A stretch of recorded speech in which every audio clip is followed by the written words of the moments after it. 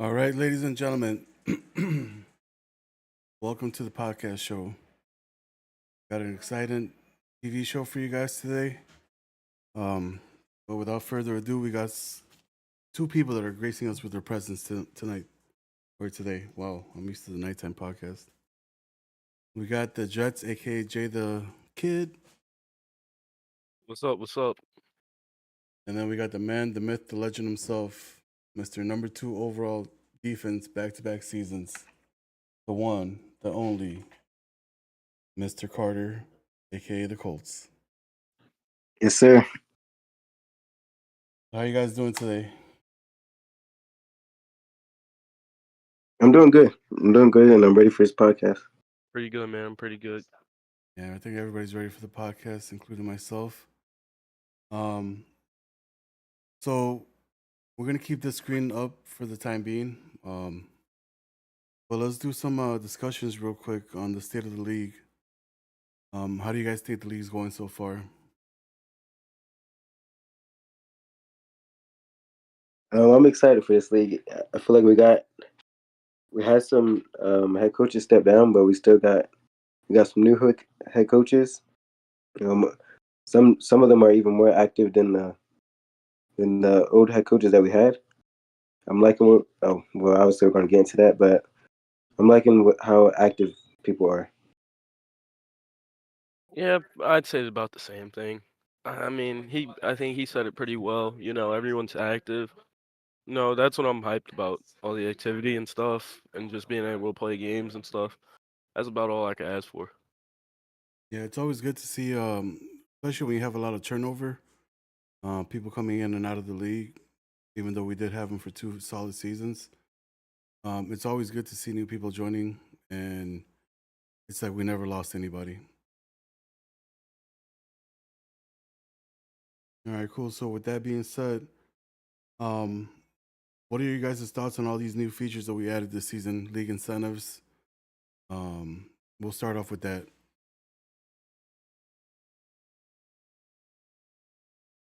Just you can go first on this one. Oh, wow. I mean, I like it personally. I mean, I enjoy it. You know, it gives people incentive to, be active and do more stuff around here and, you know, help. It also helps Colts out. I know he does all his any given Sunday, which we'll get into later, but, you know, that's another thing that makes this league like unlike others. And I literally agree with that. I feel like it just makes this league more than Madden. Obviously, it's Madden, but it makes it a funner experience. It's not just go and play your games, and that's that. Um, like I said, it's just more than Madden. It's like a family. It's like a family, and it's fun. Yeah, it's a huge brotherhood. It's like a family. It's like a family plus Madden. Playing Madden is the bonus. Yeah, our culture that we try to instill in every league that we do is trying to get like a brotherhood. There's a lot of leagues that you join, and correct me if I'm wrong, Chad, but you join leagues and people are dropping the N word, they're being disrespectful. There's just things that you have a long day at work, you want to just go home, relax, play your Madden game, maybe talk a little bit of crap, but there's certain leagues that it just goes over the extreme, and that's what we try to avoid here. We try to have it. It's not censored, but there's certain things that we don't tolerate. The use of the N word is one of them. We've given so many warnings to people.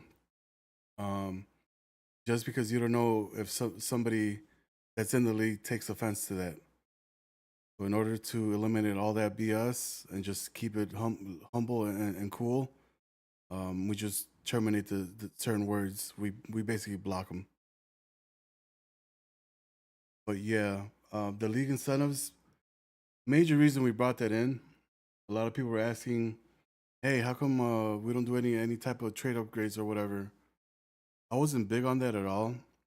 But then I did my research, and that really doesn't impact the player's contract, which was my number one thing.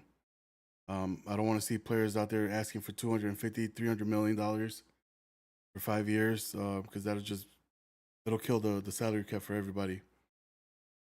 So this is why we instilled the league incentive tracker this season. As you guys can see, if you guys looked at the website, it has been updated. It will get updated the day prior to advance, or actually the day of advance. My fault. Usually like an hour before we advance. So if you guys post team tweets on the thread, team articles is separate from a team tweet. So tweets are 200 words or less. Articles are over 300 words.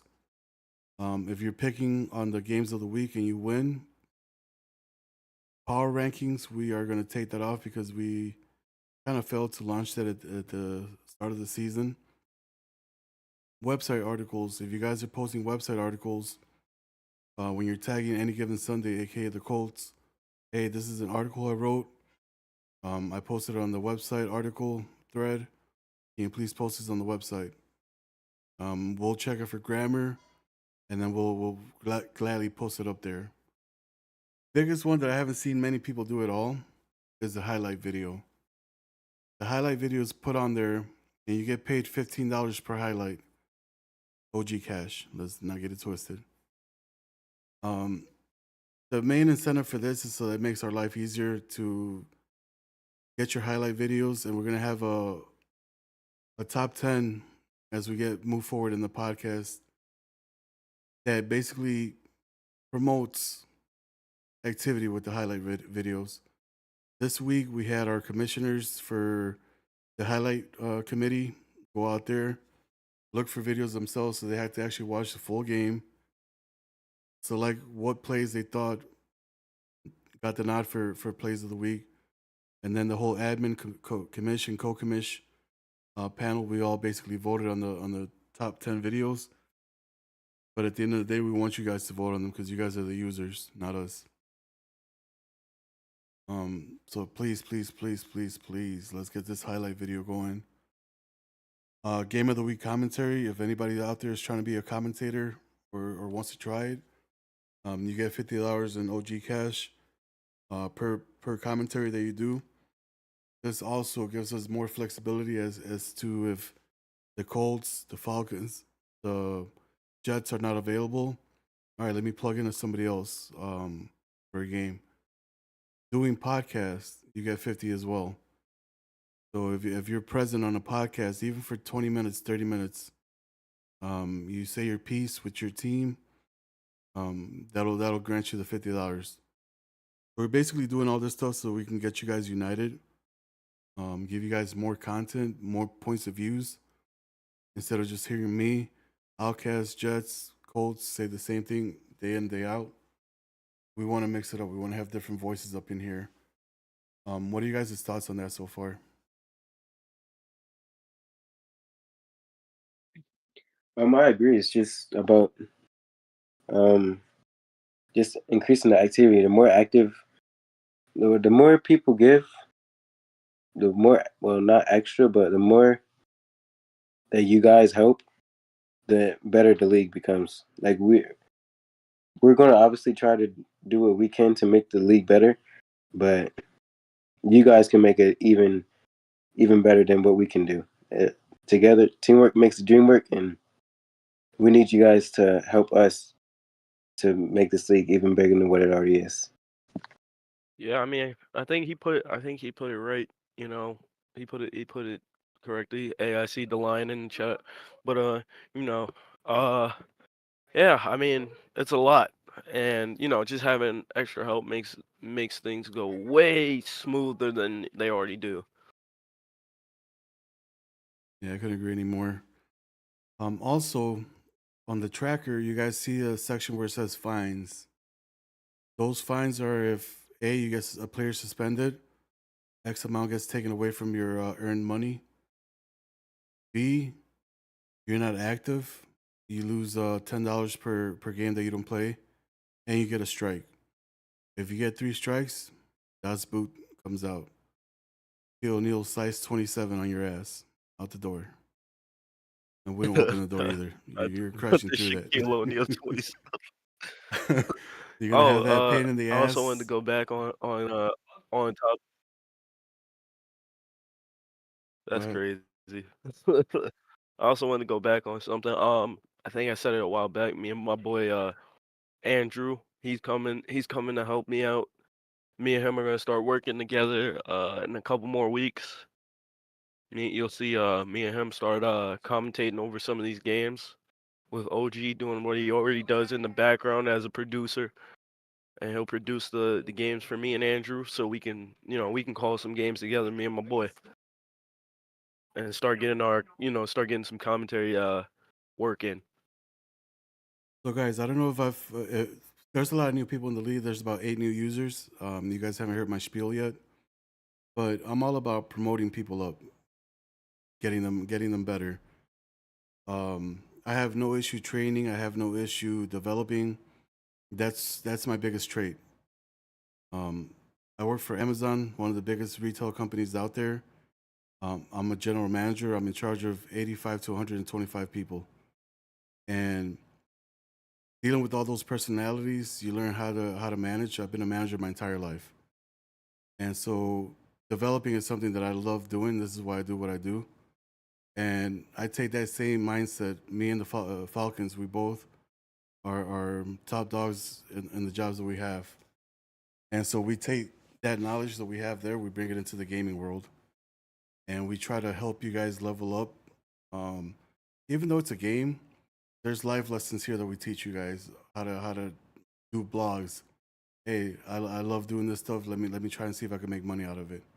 Let me see if I can make a career off of blogging. Um, Graphic designing.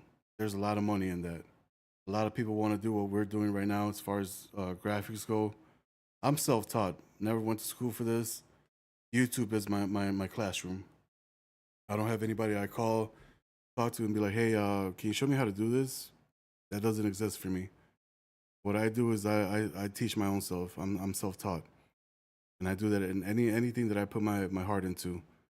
Um, and so, with that being said, I can shave off hours, weeks, years, months away from you doing it, and I could just teach you the basics automatically to get your foot right in the door. Whether it be graphic designing, video editing, running Madden leagues, so on and so forth. Um, as you guys see, we have an Xbox partner league here that we work with. That we're also doing the same concept with them, trying to get them to elevate their game, so that way the O grows. At the end of the day, we're trying to be as big or even bigger than the major gaming communities out there, and it all starts with you guys by doing all the simple little things that we're doing now with the incentive. If you guys are out there posting videos, if you guys are posting tweets, um, doing commentary, joining us on podcasts, writing website articles, all that stuff gets noticed by people that potentially can be partners. And then also, it'll give us a stepping stone to go up to a company and be like, hey, can we partner up? Can we be a partner in some way, shape, or form where we can get your merchandise for free? We can dish it out to our league members, and then also promote your company, your website on our website, and vice versa.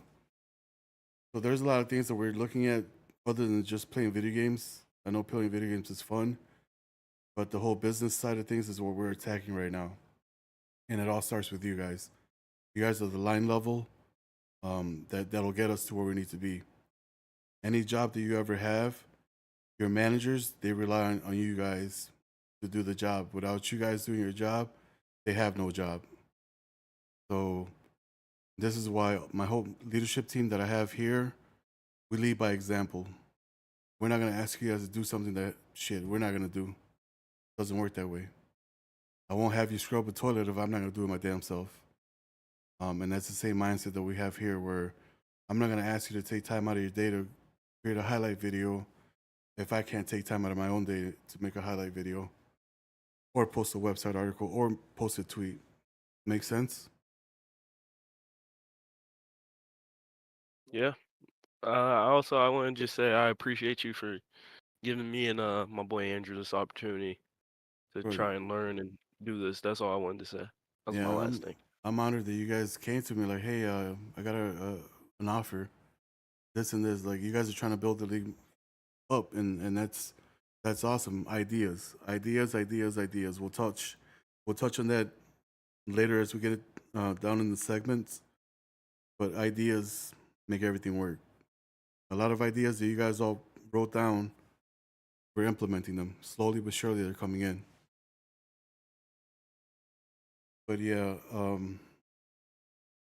Mr. Carter, you got anything else to add to that? Not really, no. All right, cool. So let's take a look at the website real quick with the incentives. So as you guys can see here, there's a link on Discord that you can go on and track this every day. It's updated up to the minute. So let's say, actually, let me do this live right now since we have these guys here. So where is the Colts? Indianapolis is right there. So the Colts is right here. Podcast. I input $50 right there, and then it automatically sums up the amount that he's got. So as soon as I put an edit on any type of what's it called, box here, it'll automatically update. So let's go to Jets now. So New York Jets is number 29. He's got a total of $12 that he's earned so far. So now with this $50 addition, it went up to $62. Myself, I'm up here. I got 356, and that's because of the games of the week. And that's 50. Anybody can have $250 right now. I've been asking people left and right, hey, do you guys want to commentate? Do you guys want to commentate? Everybody's always like, oh, hell yeah, I'll do it. Yeah, I'll be there. Yep. Call me in. Yep. And then when the time comes, nobody's there. So like I said, this is not only for my commissioners. This is for anybody in the league that wants to commentate. We're open. We want to hear you guys on the streams. Oh, well, you're the commissioner. You're the one that does it. How come you're getting points? Because it's time that I'm spending out of my own. The time is money. And OG money is as good as real money. So if you guys want to come in and make quick $50 per game, games now are lasting about 45 minutes. Come on in. You don't even have to ask me. Just be like, hey, when's the next game of the week? Do you have a commentator? I'm willing to have up to 3 commentators, including myself, so a total of 4, just to spice it up a little. We're trying new things here. We're gonna. Shit! I didn't want to bring this out now. I'll save it for the next podcast. But there's something that we're coming up with, and it has to do with NFL Network. So let the brain start thinking of what it could possibly be. But we're thinking of new ideas. Fuck it, I'll just say it now. So we are gonna be putting up a dual cast, a quad cast, where we got 4 games going at the same time. So 4 7 p.m. games and possibly 4 8 p.m. games. And we basically tune into whatever game is on the red zone, but we have all 4 games on the box. So that's something that we're going to be implementing this season just to see how it pans out, if it's worth doing it or not. Probably run a test run of three weeks in a row that we do it with people that are not featured, just to see how it works. What's your guys' thoughts on that breaking news? You got your Scott Hansen right here, baby. I think that's a fire idea. Yeah, we got the idea from not only NFL Network or Red Zone, I mean, but also from Snipes. Our partner league a couple days ago had a game of the week, AFC Championship, NFC Championship, get broadcast on Snipes TV, and he was doing a dual cast, both games at the same time, going in and out. And that showed me that with OBS and the softwares that we use, you can actually do it and do a hell of a job with it. So, Dude, that um, reminds me of whoa, I think. That reminds me of Kevin Harlan that one time when he's like, "I'm calling both games." all right, cool. So let's get back on topic. So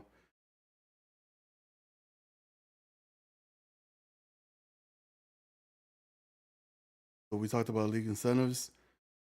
We're also thinking about making life easier for everybody. I know the ticket meter has been an issue for a lot of people, not only the Colts, but a lot of people, including myself. So we were considering issuing superstar kickers to all the people in the league.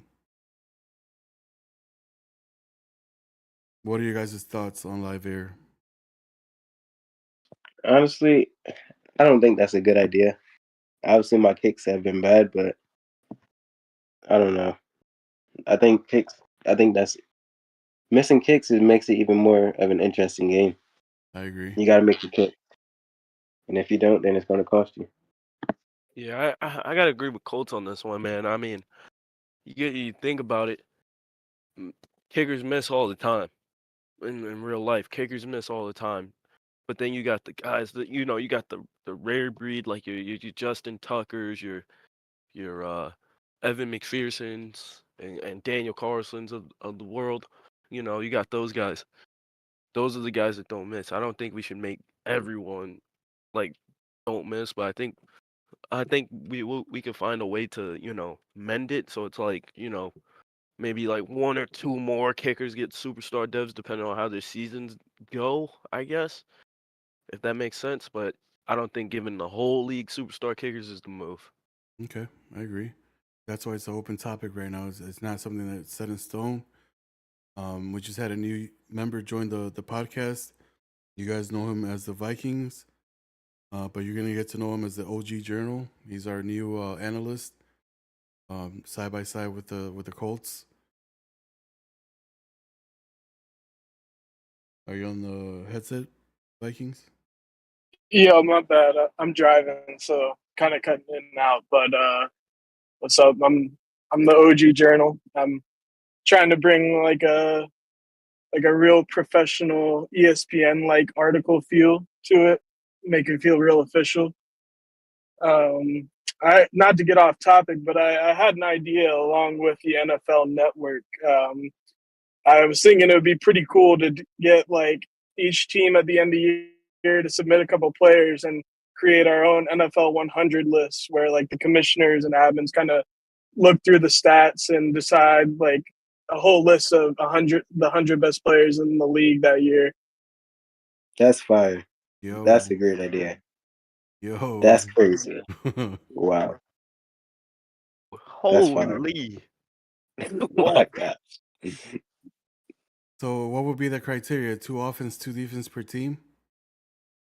Yeah, I mean, I would say like really like it would kind of be tier based almost like the playoff teams like they could submit like three on each side of the ball, like your teams that like have less than 5 wins they can only submit one maybe.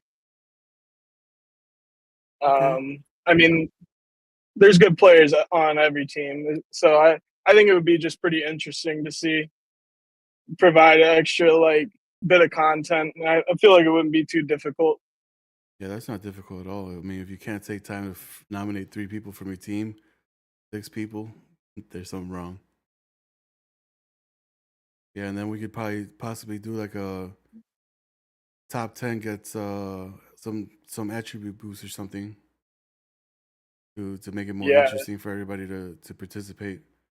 Obviously, if they're not going to get nothing for it, they're not going to want to do it. So that's an awesome idea. You guys heard it here first. All right, so that leads us on to our next topic. What type of ideas do we have that can better the league? Chat, you guys are more than welcome to join us. Type in your ideas in the chat. We'll read them out loud as my phone just dropped. We'll start off with the Colts. Any ideas? I don't have a specific idea, but I want to like find a way where you can get all the teams involved. I feel like the bottom teams don't get talked about a lot, and I think that sucks because I mean this is a comp league, so every season there's going to be teams at the bottom. So just a way that we can help out the teams at the bottom. Okay, well, I'm gonna put some people on blast right now. We had one season in the 1 week in the books already. And people with zero activity: Cincinnati, Green Bay, Houston, Jacksonville, Chargers, Miami, New England, New Orleans, Philly, Seattle, and Washington. We're giving you guys the opportunity to get attributes, get your team better by basically just being active and writing a few sentences. Like it's not that difficult. So if you guys want to improve your team, I mean, it's not that hard. Jets, what are your thoughts on ideas? I know nothing's gonna top the idea that we just heard. I'm trying to think of ideas right now. I don't think I have anything to top it, but it's something I also was thinking about kind of in conjunction with that. I was thinking like, you know how, they always say like first team all pro, second team all pro. I was thinking that might be another way, but I think I like the top 100 better, so I can't top that, man. Eh, Yeah, I like that idea too. Like, I mean, they already have like the kind of have it on Madden, but Madden sometimes Madden be tripping. So I kind of like that idea, but I think it'll be harder. I think that should probably be maybe something that the commission, the admin do. I don't think we'll get enough people to actually vote a whole Yeah, team. yeah. I'm cool with top 100 to be honest with you. One idea that I've been having that we used to do back in the day was we had back in the Xbox League, we used to run a Hall of Fame um, setup where we voted on coaches getting into the Hall of Fame, and that was at the end of every season. But then we ended up with Fire. 32 Hall of Fame coaches at one point, and we're like, yeah, that doesn't work. We cut that. Demon, I feel you, bro. But you got a home over here as soon as you get your PlayStation. You're one of the OGs, so.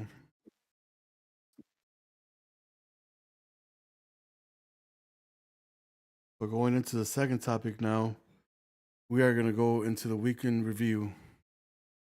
So this is where we're going to go look at the game recaps for the entire week 1 game.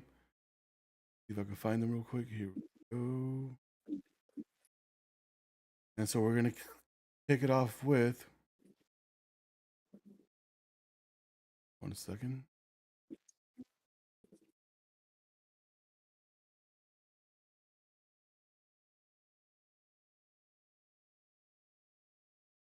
The hell? Oh, that's what's not showing. All right, so week 1, San Francisco 49ers travel to LA Rams. Final score being 41-10.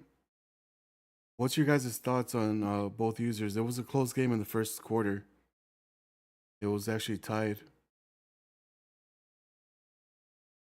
Now we all know the I mean, 49ers went to obviously the. Go ahead. I mean, obviously the 49ers went to all the way to the NFC Championship game. He had Brock Purdy looking crazy. So I expect him to my early take for the NFC Championship game. I expect the 49ers to be there. So just the fact that the Rams were in the game, I mean, obviously you still have to figure out your opponent in the first couple quarters, but to be in the game is still interesting. But at the end of the day, the Rams are in a rebuild. The 49ers are contending, so I'm not surprised by the score. Jets, what's your take on this one? Yeah, I gotta agree with what he said, but I'm looking at the stats here, and 5 interceptions from Mac Jones. Oof, it's a lot of picks, man. It's a lot of picks. Gotta clean it up if you're even gonna have a close game. I mean, he kept it close early, but you gotta clean it up. 5 interceptions is a no go. Now, is that the same Mac Jones that was in New England, or is that a new one? I guess from that game, I mean, I guess he was different. I don't know. Your thoughts, Vikings, on this game? Yeah, I gotta agree with Colts. You gotta protect the ball. You can't be giving up possessions. I see a lot of red zone picks, and those are just killer. I mean, you had points on the board. You got to end every drive with a kick, man. Yeah, Brock Purdy went 11 for 17, 162 yards, 2 touchdowns, 1 inno. Elijah Mitchell, 9 carries, 120, 1 touchdown. Rookie Kobe Prentice, 1 reception, 54 yards, 1 touchdown. Nick Bosa, 4 tackles, 3 sacks. Damn. And for the Rams, Mac Jones, 17 to 31, 235, and 5 interceptions. Raheem Sanders, was that the rookie that he signed? Not sure. 12 carries, 65 yards, 1 touchdown. Raheem Sanders again, 6 receptions, 68 yards.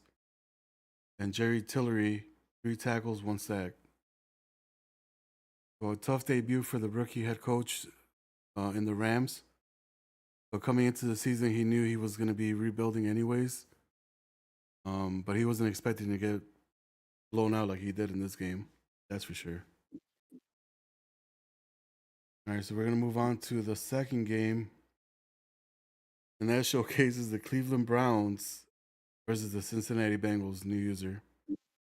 Final score 48 Bengals, 31 Browns. That was a shocker. I had the Browns winning this game. We'll start off with the Jets. What's your thoughts on this one? I mean, wow, that's a lot of points on the board right there.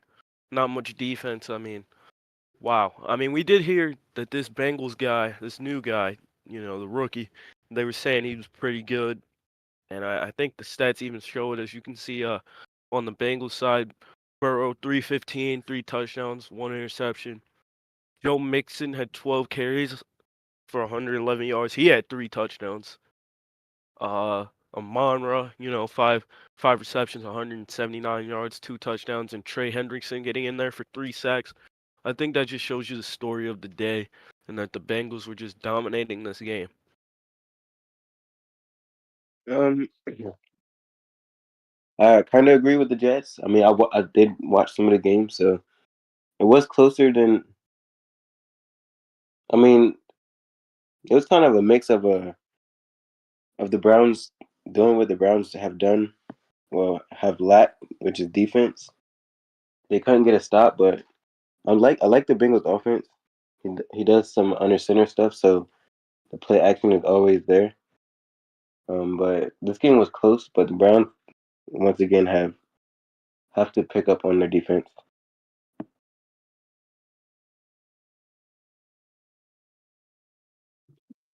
Vikings, any thoughts on that? Yeah, I kind of looked at the stats here, and I think the Bengals, they got a really good balance to their team. I mean, you could see in the one highlight, I mean, Joe Mixon took that to the house, and then he passed the ball well. And playing defense in Madden is already hard, and if you can get your opponent guessing on what you're trying to do, and he doesn't guess right, you're going to get big plays. Yeah, Cleveland right now, he's actively searching for a safety. He's looking for a built safety already. He's not trying to build anything up. He's looking for a superstar slash X factor. And word on the street is that he's willing to give up the world for one. So anybody out there that's got a potential piece that can move via drafting a rookie, this is your chance. Someone's hungry out there. Malik Willis, 21 for 30, 380 yards, 1 touchdown, but 3 interceptions. Nick Chubb, 6 carries, 23 yards. Chris Marshall, 7 receptions, 144 yards, 1 touchdown. And Cameron Mitchell, 3 tackles, 1 interception. So the Browns right now, they need to figure out their offense, their defense. Passing wise, he's doing really good. So 380 is not bad. But it's just his defense that has to step up. As we move forward to the next game, Kansas City versus Houston. We saw Kansas City basically demolish everybody last season. And they started off with a victory, winning 23-13. Texans, they ended the season on a 6 out of 8 game winning streak, but they start off slow again. What are your guys' thoughts on the Texans? Are they contenders or are they pretenders?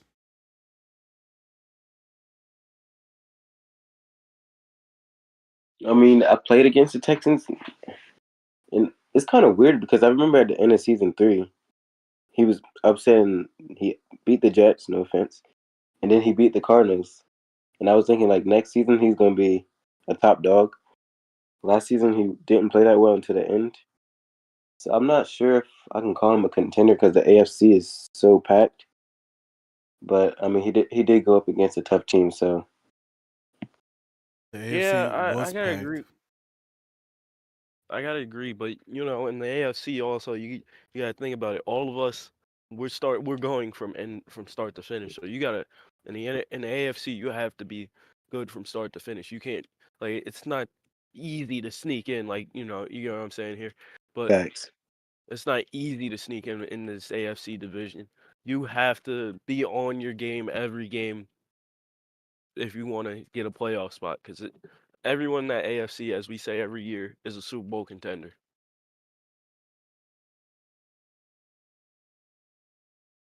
That Uh, makes the playoffs. I think it's going to be hard for him to make the playoffs this year. I mean, last year, 2 teams in his division made it to the AFC Championship. One team won the Super Bowl. I mean, you're looking at 2 juggernauts in your division. So I mean, unless you can string together some wins, win games outside the division, and then try and win some games inside of your division, you're on the outside looking in. You're looking at a wild card spot at best, and maybe having to travel and play one of those juggernauts in the first round. It's hard to call someone a contender when you got to play the Colts and the Titans twice a year. Yeah. Yeah, I feel really bad As for we the look at Texans. He's in a division that, man, oh man, I wouldn't want to be uh, in. as we look at the stats, Patrick Mahomes, 13 and 19, 270 yards, had a touchdown. Isaiah Pacheco, 12 carries for 105 yards, and he had 2 touchdowns. Kadarius in real life doesn't have hands, Tony, but in Madden he does. 6 receptions, 89 yards, and Julian Love, whoa, 8 tackles and a pick. While on the other side, CJ Stroud, 20 at 31, 227 yards, 1 touchdown, but he threw 3 picks. Will Shipley was the leading receiver and rusher, and Jalen Petrie had 3 tackles in that loss. Yeah, I feel like Kansas City's back on track after taking that L in the playoffs. The trip to Cancun wasn't fun for him. So I think this year he's gonna step it up a notch. As we got the Lions in the building. But yeah, it's just tough being in the AFC South Division. Jaguars, Texans, like it's man. The dog fight. Even to get 7 wins in that division is going to be hard. The dog fight. Next game that we're Great going to dog. tune into is going to be the Colts and the Titans. The game of the week. This one was our debut on YouTube. Yeah, it was a hell of a defensive matchup. We were not expecting. There was people predicting 24-30, 24-21, like all these high scoring predictions, and we're sitting in the fourth quarter with a, what was it, a 7-6 game? No, third quarter we're sitting at 6-3, or no, 6-0. The Colts had the game the entire. They had it won the entire day, and then at the end, Tennessee just one magic touch. That was it. Wow. Yeah, two of the very best defensive coaches. It's gonna be a battle. It's gonna be a battle to score, as you've seen from this game. So it's a battle to score between these two, and I look forward to that next matchup. When is that next matchup, anyways? Dude, I don't even know, man. I have to look. Vikings, anything to add for this game? Yeah, I watched this game and I was really impressed by both teams. I think the most impressive thing about these two teams is in the NFL nowadays, you see a lot of bend but don't break defense. They're trying to shorten the field. Once you get into the red zone, that's when you tighten up. You give them stuff here and there. But these two defenses, they come out and they punch you in the mouth. They're not looking to give you anything. They want you off the field as fast as possible, and I think that's really impressive. Reminds me of them 2000 Baltimore Ravens. Now we're gonna hear from the man himself. Well, obviously I lost this game, but I mean, I think it was a good game for both teams. Obviously, we play each other. We play each other twice a year, and then we play each other last year in the playoffs.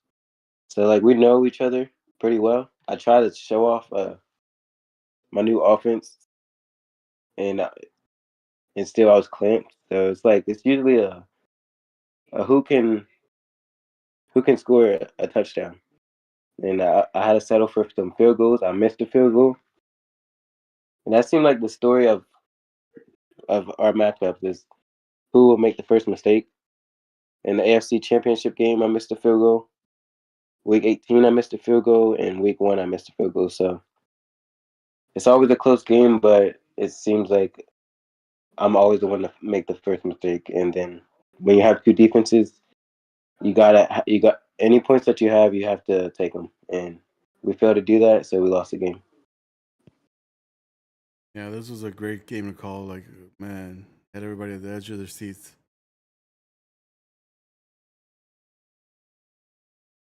Following that game, we have the Commanders against the Chargers. Very close game here. Chargers last year. Season 1, or actually season 3, he played really well. Season 4, he fell off. And then he starts off 0-1 already with a final score of 30-24. Washington missed the playoffs last season, but they made the playoffs the season prior. What are your thoughts on the Commanders here, pulling off this victory against a good user? Confidence builder. That's what I'm gonna say. It's a confidence builder. But I will say, I'm looking at the stats here. Gotta clean it up with turnovers though. 3 turnovers. They both had 3. If you clean it up, if he cleaned it up a little bit more on offense with turnovers, I think this game would have been maybe even out of reach for the Chargers if he cleans it up a little bit. I agree because I don't. He has Derrick Henry from that trade last year with the Broncos. Derrick Henry had 11 attempts with 116 yards. The 3 turnovers are not necessary. You have one of the best running backs. There's no reason that you should force anything. If you don't have it, don't throw it. You have Derrick Henry, so you can work the play action. But to still throw 3 picks and win a game against a good user, That's very impressive. And let's not forget that he was in the playoff picture last year, and then somehow, some way, after he beat the Panthers, he just I don't know what happened. Maybe they were too happy. They thought they won the Super Bowl. They were guaranteed, and they just fell off, and the Giants sneaked in.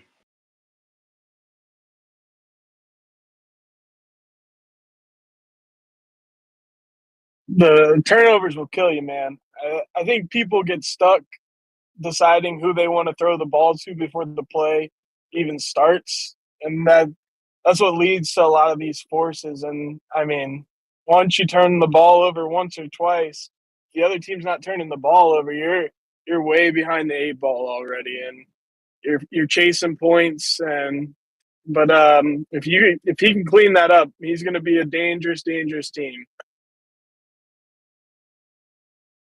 Yeah, it's surprising that he's got Christian McCaffrey, one of the best running backs in the game, and to see him only have 8 carries for 39 yards and 1 touchdown, that's tough.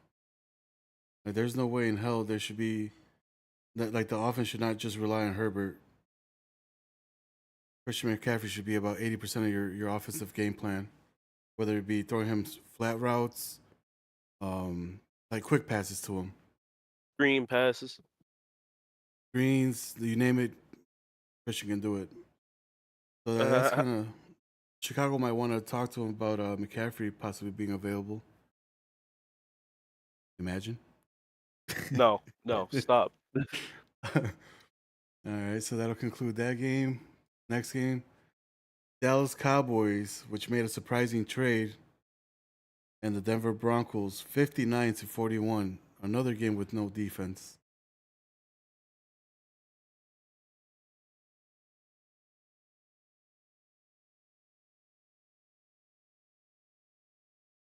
What's your guys' thought as silence happens?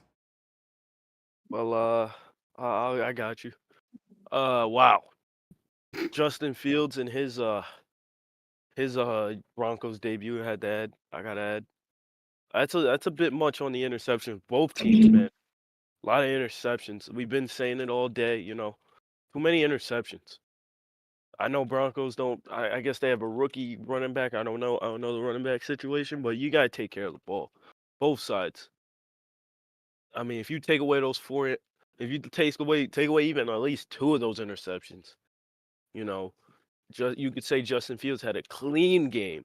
But I mean, hey, put up 59 points. You can't knock him. I agree, but at the same time, I have to knock him. I mean, I just made an article of how impressive he's been. This was obviously his debut, learning the offense, learning his receivers. Maybe some of those interceptions were dropped. Maybe some of those interceptions were just miscommunications. You gotta get that chemistry. But overall, I'm proud of him. He came out in his debut after his stint with the Bears, got a dub against a team that doesn't have defense, but they can definitely score the ball. So to put up 59 points, I mean, basically he won them the game. I mean, he had to lead them on offense, and offense won this game for them. Hey, gotta tip your cap. But yeah, like you said, I agree there. Take away those interceptions, he had a clean game. If you take those, if he got those taken away. I actually watched this game, and I think some of the interceptions were due to some pretty good pressure coming out of Dallas. And I know his rookie Bear Alexander really didn't do much. He ended with only an assisted tackle, but you could feel him. And I think when you have Justin Fields, he needs to rely on his legs a little bit more and get out of the pocket and throw it away rather than trying to force something. And I think he needs to be able to scramble and use his legs for positive yards as well. He seemed like a statue in the pocket, and that was a little disappointing. Yeah, I watched that game as well, and man, Drake May, oof, I think it's time for a new quarterback in Dallas. He's not the one. He's throwing errant passes out there, and he had the two top defensive players defensive ends go to Dallas in the top 7 rounds. He had Bear and then the other guy, I forgot his name. Shoot. But he picked up the 2 best defensive ends and potentially a back-to-back pick. It was 3 picks apart, but somehow he was able to get the left end and the right end. And I don't see their name on the stat book, but I do see Darnell Mooney's name there with 8 receptions, 169 yards. I would also Or like to add he got Dexter Lawrence with a trade with the Colts. So just yes, some more time, and that D line is going to go crazy. yeah, he got rid of CeeDee Lamb to the Colts, and CeeDee Lamb after that game, 7-6 score, he had the towel over his head, questioning life, questioning why he got Yeah, traded. he was not pleased at all. And week 2, we'll see what he did. Next podcast. But yeah, that's impressive. Darnell Mooney being only 5'11", getting that many yardage and receptions and touches. Hey, it ain't about the size; it's about the heart. That's not what Remember she that. said. Hey, nah, we talking about sports here. Hey. All right, so now we tune into the Jets and Raiders game, 24-10. This game was pissing me off, to be honest. I'm commentating. I'm like, this is not the Jets that I know. Season 3, he's out there murking everybody. Season 4, he starts taking a backseat, going back to his old Madden 23 days. And then this season, I was expecting the Jets to come out there full firepower against the Raiders. Coach that was brand new, and the man quit today or last night. Gave up his team. Said, "Hey, I can't fuck with this team. I don't want them." And if you can't operate with the Raiders, I don't think you could operate with any team because the Raiders are stacked from head to toe. So please let me know what it is that happened with the Jets game. Because what was the score? It was like 7-3 or it was 3-3 all the way to like the third quarter. I'm gonna go last on this one. I'm gonna listen to what everybody else has to say. Colts, here's your time. I was actually disappointed. I'm not gonna lie. Season 3, like you said, he was dominant. He was undefeated. He went like 9-0 until his first loss. His offense was booming. I felt like he had in my opinion, he had the best offense. I'm biased, obviously, but then top 2 if we want to include the Titans, because the Titans' offense was crazy. But it seems like he's not. It seems like the Jets' offense is not the same. Obviously, Aaron Rodgers was old and injury prone, and you have a rookie quarterback, well, not a rookie this year, so you have to get used to the offense. But I'm not used to the Jets' offense being this low, and But at the end of the day, even with a slow game, even with him not looking like himself, it's only week 1. He still pulled out the victory, and at the end of the day, when the playoffs come around, when week 18 is around, and the records are set, it's going to be a win or a loss, and they got to win. So that's all that matters. I think it's important to just kind of focus on the fact that they got out of there with the win if you're the Jets, and those things are going to clean themselves up eventually, start to get comfortable. But that's a really good Raiders roster, no matter who the user is, and they're going to make some plays. The CPU will make a play. So I think it's important that they got out of there with the win. They can move on, and they know where they were kind of slow, where they weren't really, things weren't clicking. I think they'll get that cleaned up. Yeah, I mean, I played obviously. I mean, I was trying in a way. I was trying to like protect MPJ because I was like, yo, I don't want to, I didn't want to turn the ball over. I was more focused on just playing a clean game and not, turning the ball over. And I did that. And my defense, I mean, I only allowed 10 points. Really, it felt like only 3. I gave up the last 7 in a a garbage time touchdown, but I think I think I can fix we can fix the issues as time goes on. It's only week 1. We're just, Penix is still getting used to the offense. So we got time, and Brees came up in the end, and Corum, and even, the new target at tight end, Colston Loveland. Shout out to him. He led in receiving yards for his first game, and I mean, we just got more work to do. That's all I can really say. Just more work to do. Yo, I'm not gonna lie, Loveland, that man is a beast. I was loving it when he was catching the ball. I was like, oh my god. And I feel you with the whole Michael Penix trying to be safe with him. I did the same mistake with Sanders. As soon as I threw my first pick six, I was like, fuck it, let's air it out. Like I was playing conservative as hell. I normally don't do the play calls that I was doing in that game. But I was just trying to be safe. And then I was like, you know what, let me just open up the playbook. But I feel you with that. I think as the weeks go on, I'll probably open it up a little more. It's just the first game, I was just trying to get a win, especially since we were on the, the big stage of game of the week. I was just like, let's just find a way to get out of here with a W. Yeah, it was a good game that he played. 14-17 for 197. Not bad. All right, the next game that we have coming up is the Carolina Panthers against the Atlanta Falcons. Final score 24-41. It's a lot of points. I feel bad for Panthers fans. I'm not gonna lie. You come off 2 straight Super Bowl appearances, 2 losses, but you got there.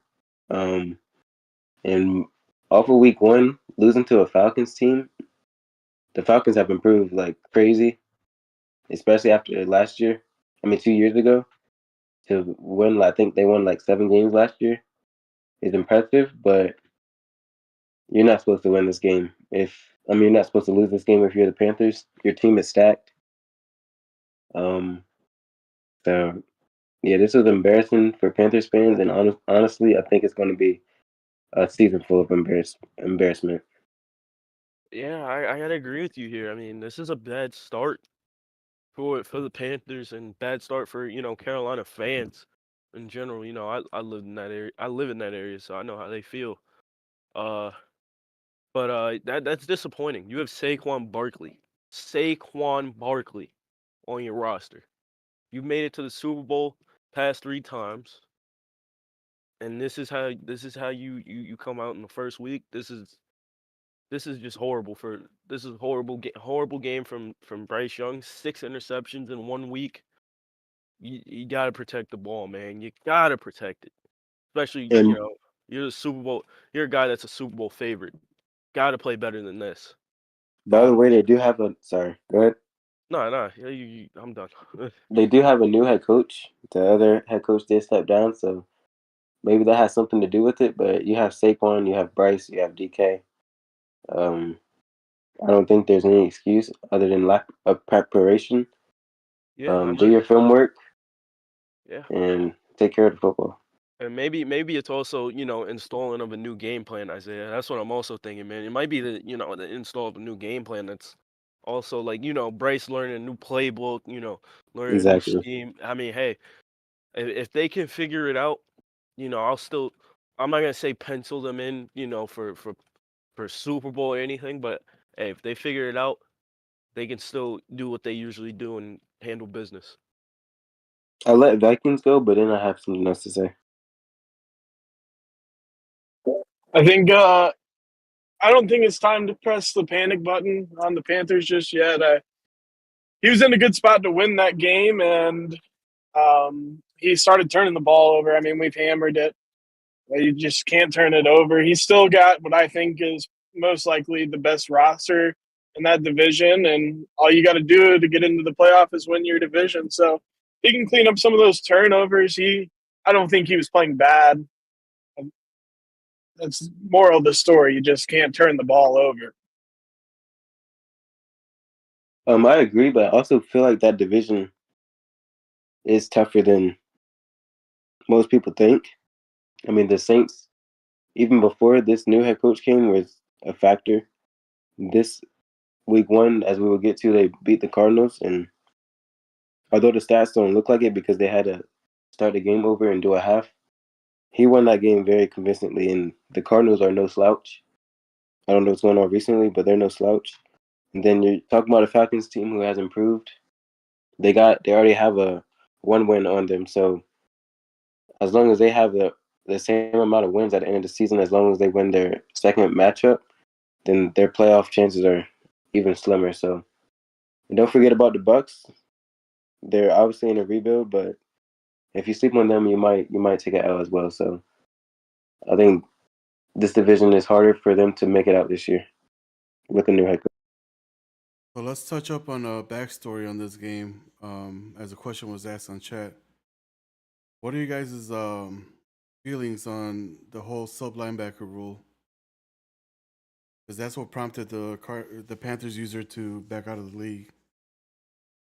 I mean, I'm not gonna lie, I like the one safety rule, but at the end of the day, having a linebacker rule makes the linebacker's position more important. Fred Warner, Roquan Smith, like that, they become them guys like they are in real life. Plus, I'm not gonna lie, I drafted 2 steals, so I'm fine with it. Yeah, I'm fine with the two. I mean, I didn't draft steals like he did, but I mean, hey, it's mad. Safeties this year are jumping like out of the gym, almost like the LeBron James. And like he said, those guys, Fred Warners and the Roquan Smiths of the world, it makes them more like valuable how they are to their teams in real life. I like the rule as well.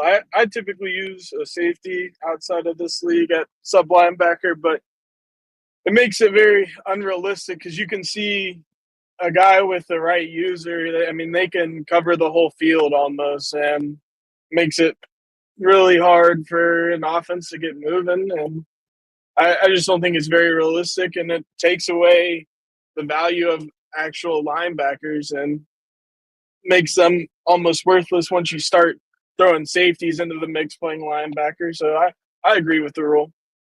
Yeah, one of the biggest reasons we've always had that rule, and this past season, season 4, we so there was a lot of chatter season 3. Hey, why don't we allow next season the sub linebacker so we can put safeties on there? I told everybody, all right, cool, let's try it for one season and see how it goes. Interceptions went up the roof this past season. And that was one of the key things that I knew was going to happen. A, your jumping animation is a lot better with the safety, which then B, translates into more interceptions. You don't get that Yeah, me same and animation when you're using a linebacker. Even though you can have a linebacker that's 6'5", 90 speed, 92 acceleration, you will not get the same animation that you do with a safety. That's one of the main reasons why we never allowed sub linebacker. I mean, me and Titans, just 2 teams, almost combined for 100 interceptions. So if you don't think safeties has something to do with that, then I don't know what to tell you. Yeah, we were looking at the stats heavily, trying to figure out what positions were getting impacted, and then we put the 2 and 2 together. Basically, looked at last year's and the year before, and we were just like, yeah, you know what, sub linebacker has to be put back on. Regular linebackers at that position. So that's the reason behind it. That's the whys. All right, next game we go to the Patriots against the Bills. Final score 21 Bills, 14 Patriots. These two teams tied last season. Ended up with a 1 at the end. Kind of rare to see in the NFL. But that kind of hurt the playoff hopes for the Bills. What were your guys' thoughts in this game? The Patriots need a quarterback. They need an offense. I don't know personally. I don't know why I didn't mean to say that, but I've played the Patriots twice in the last 2 seasons. I don't got to play him this year, and his defense is actually like I said top 3 last year, and I got some slack for it. But going up against him his defense is super hard. Other than the Titans, off the top, I think that he was the toughest defensive opponent other than the Titans. But it's just his offense needs work. Deshaun Watson is not the quarterback.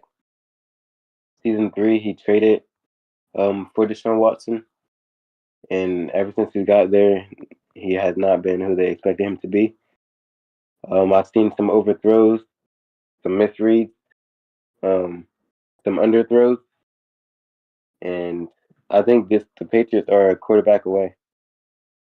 And I mean, no, not a quarterback away, because it's not just a QB issue; it's just an offensive game plan issue as well.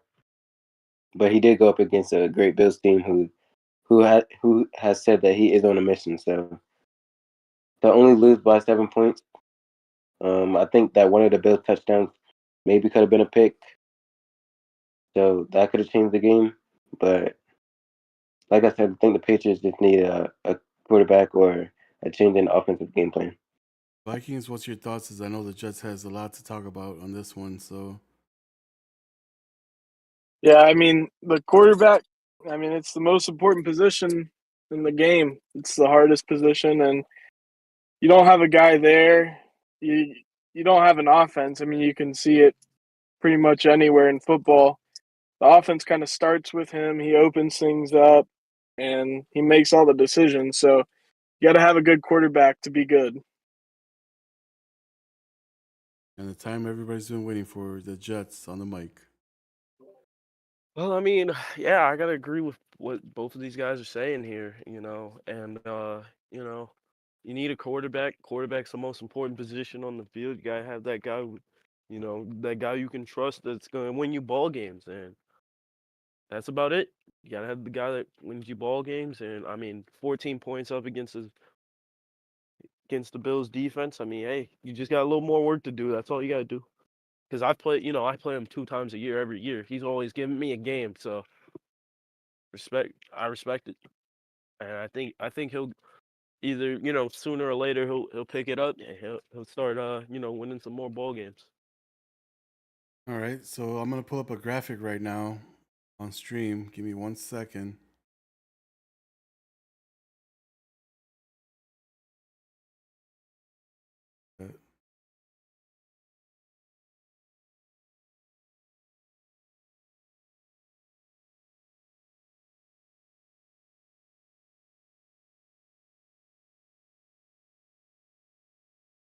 I don't have it. Have it ready.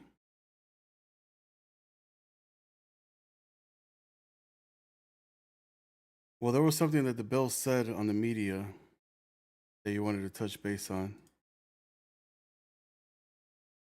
Do you remember what that was?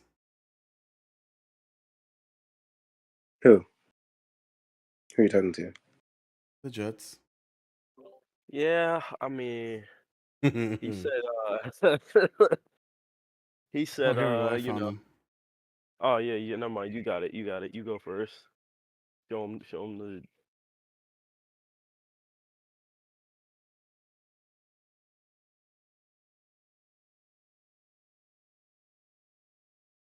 So the Bills tweet says, let me put it back up on the board.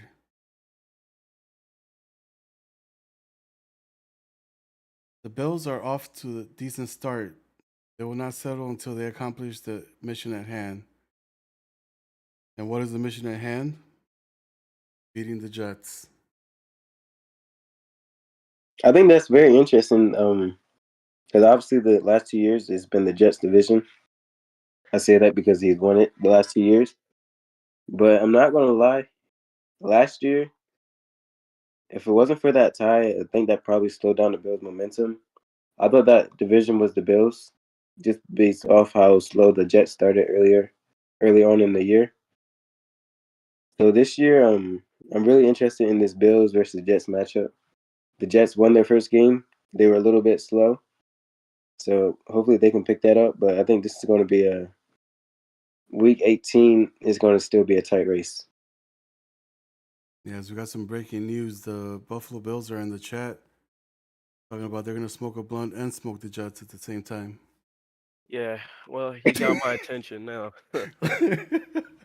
You got my attention. But you know what? Ain't nobody. This is what I do. So Ooh, this is what talk I do. that. Yo, the Grim Reaper's knocking on the door. That's all I got to say. Like that meme. You know the meme where they Photoshop somebody knocking on the door with all the other doors in the back. Yes, sir. That's gonna be me this year because now I'm focused and I'm about to fix my offense for real now. You think you done lost your damn mind. That's all I got to say. You done lost your damn mind. Calling me out like that. I ain't even been saying nothing. But look, you wanna call me out? Yeah, let's do it then. Let's Yes, dance. sir.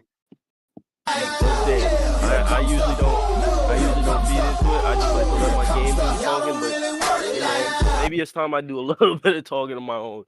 And I think it's gonna be a good matchup though. It's always a good matchup between me and the Lion, And Yes, sir. but if I can just keep working on my defense like I've been doing, maybe move it up from, I was eighth last year in defense, move that defense up from eighth to third. I think I can take this division again and be in the playoffs one more time. Why third? Why not go for first? Hey, I keep steadily improving. It's steadily improving. Nah, reach for the moon, bro. Reach for the moon, bro. Hey, reach for the moon. Somewhere you land on the stars. But hey, you want to call me out? I appreciate it. Now you just bringing the best out of me, and we'll see what happens now. That's all I got to say. Bulletin board material. As soon as you walk out of the locker room, you got that right on top. Yep, hey, that's what I got. He's in first person shooter mode, but I'm in fucking. I'm back on my evil ways. Oh snap! Okay.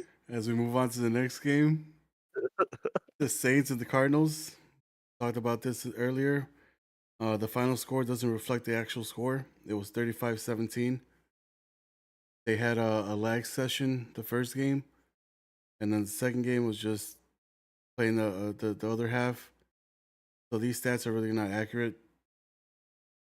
But yeah, the Cardinals 7 points week 1, or 7 points actual in the game, 17 though total. What are you guys' thoughts on the Cardinals and their issues that they're having right now? Like they don't see like they don't feel like themselves. I think it's a locker room confidence issue. I mean, the first season, season 3, they were, the Cinderella story, underdog story. How they still were, we were praising them, saying they were doing way better than expected, and they lost. They got blown out in the playoffs against the Lions. Next season, I expected more from them. Still made the playoffs. They were hoping that they didn't play the 49ers, which is, if you're a head coach and you're saying that you don't want to play a team, that's going to do something in the locker room. Your players are. That's going to be obviously a problem in the locker room because your players don't believe that you believe in them, and that's not okay. They didn't get the 49ers. They got the Panthers, and they got blown out there too. So this season, I expect them to come out on a revenge tour, make a name for themselves, and so far they have not done that. So I think it's a locker room issue, a confidence issue, but I still believe that they can do something this year. I still believe that they can be in an NFC Championship game. Hot take. Had to sneak in the hot take. I think I have to agree there on the locker room issue. I mean, you could see after they came back out, after the lag out, I mean, they were down a good amount of points, granted, but it almost looked like they gave up. Kyler started being very careless with the football, and they just looked like they gave up. And I think that's a problem inside because you can see teams that are still out there giving 100% even when they're getting blown out, and I think that's something that's going to need to be addressed for them to be successful this year. Yeah, I gotta agree with the Vikings on this one and Colts. Yeah, he's got to start. He's got to address this. You know, last few years he's made the playoffs. But when is he going to like you always OG? You always did it with me. when is he going to take that next step? When is he going to take that next step and go further? Because that's where it is right now. You know, he's been it's constantly he's been getting to the same spot, I feel like he's got to take that next step, especially in that NFC. You got to take the next step, especially with those, and especially with the user you got in your division. You have the San Francisco 49ers out here in that division. You got to take that next step. Yeah, Seattle's not a pushover either. He's pretty good. He's got skills. He's an OG member from the Xbox years. Hey, I Uh, forgot. I didn't know. I'm not familiar with his game, so yeah, he converted over to PlayStation last year, and we were able to sign him up this season or last season. So he's another potential threat. I just feel like the Cardinals needs to know how to take his wins or his losses like he takes his wins. I feel like a lot of users here are prima donnas, where when they lose they start acting out, but they don't do that when they demolish somebody. And that right there is like a test of your character. Like if you can dish it out, take it the same way. It looked like the Cardinals just gave up, like he didn't care. And he's like, just chew the clock, like whatever. Um, when you guys are beating the shit out of these not so good teams, you don't see them asking that on their behalf. So man the fuck up. I mean, stop being a little pussy. And that's just being straight facts right there. Like take your ass whoopings like you give the winnings, the ass beatings. That's all I gotta say about that. Next game that we got the Seattle Seahawks putting up a 50 burger on the Jacksonville Jaguars 14. Biggest key thing on this stat was 3 rushing yards allowed only by the Seattle Seahawks, putting them at first place on defense right now, run defense. Jacksonville, what in the fuck? let me take. I'll take it. I'll take this one away. Hey, first and foremost, congratulations to the Seahawks on their win. Only allowing 3 rushing yards. Holy moly, that is great. When you only allow 3 rushing yards, and I think everyone here will agree with me on this, that makes the opponent one-dimensional. One-dimensional. I'll say again, one-dimensional. And Can we when get a they're one, remix? when another one, when they're one-dimensional, you know what they're doing, and that makes it easy to game plan. I mean, Tariq Woolen had 3 interceptions. 3. You know that's a recipe for success right there. The defense had 7 interceptions. They should be proud of what they did this week, and they should definitely take that straight into next week because that's great defense. I'm proud of Caleb Williams. I made an article on that. I mean, his first season was terrible. He was looking like a bust out there. So this was a great confidence game for him. But for the Jaguars, I don't know what. I mean, I don't know if you should be upset if you're a Jaguars fan. If you should be happy. I mean, let's be honest. They're not competing for a playoff spot this season. So I think you would, as a fan, you want them to lose to get into that lottery. But what you don't want to see is your supposedly franchise quarterback throwing 7 interceptions. So I will be happy with the loss, but not happy with how they lost. Yeah, But giving up 50 points is absurd. 7 interceptions is crazy. If I was the Jaguars head coach, we'd be practicing full pads all week. I mean, 3 rushing yards.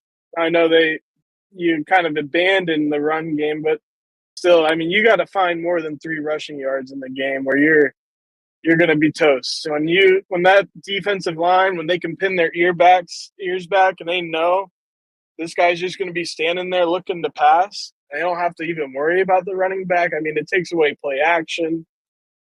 I think the moral of the story is you got to be able to run the ball, and then when you can't just straight up abandon it. You kind of make yourself too predictable whenever that happens.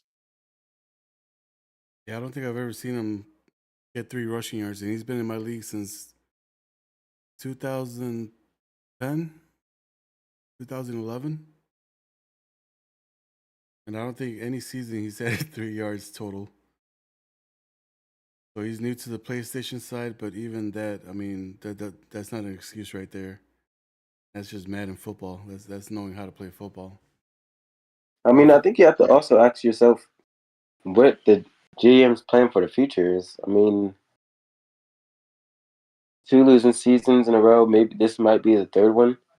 I think they're okay with rebuilding here. So I mean, this is a bad loss, but like I said, I think this is also a win. I mean, you're in a division where it's not likely you'll win.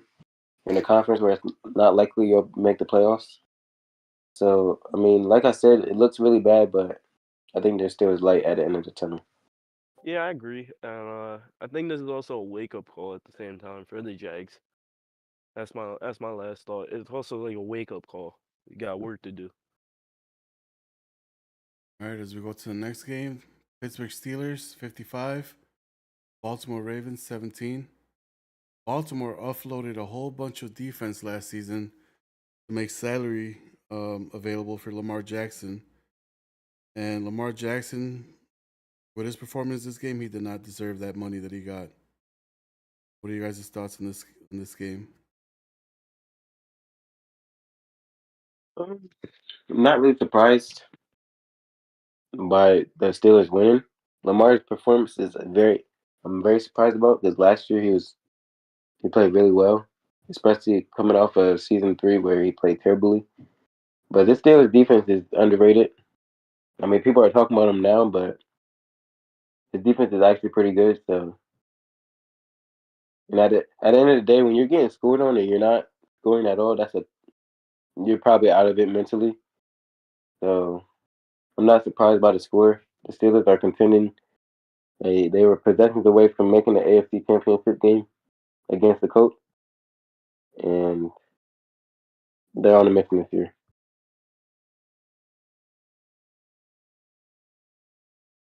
I think the Steelers' offense was really impressive. The balance is what impressed me the most. The way they were able to throw the ball and run the ball all the way up and down the field. It's pretty impressive. He was basically doing whatever he wanted out there.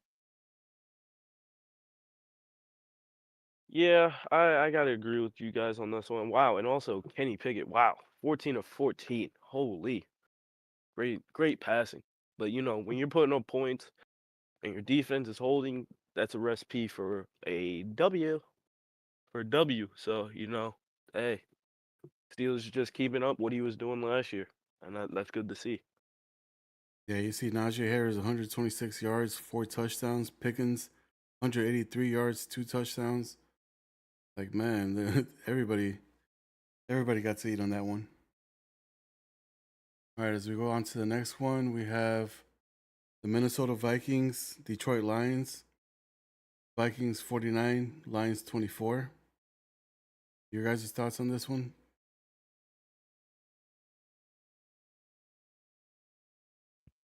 I mean, other than getting suspended for his gambling issue for violating the NFL's gambling policy, uh, their rookie quarterback Jalen Milroe looked crazy good. Honestly, this is what you want as a Vikings fan is a franchise quarterback.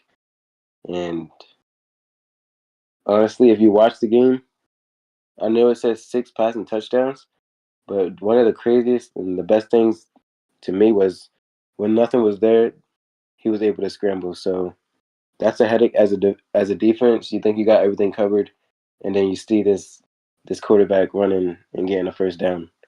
So very great win. And honestly, hot take: the Vikings, that division is all Vikings. Hey, I mean, wow, Milrow. Wow, holy, wow. Okay, that was a great game from Milrow.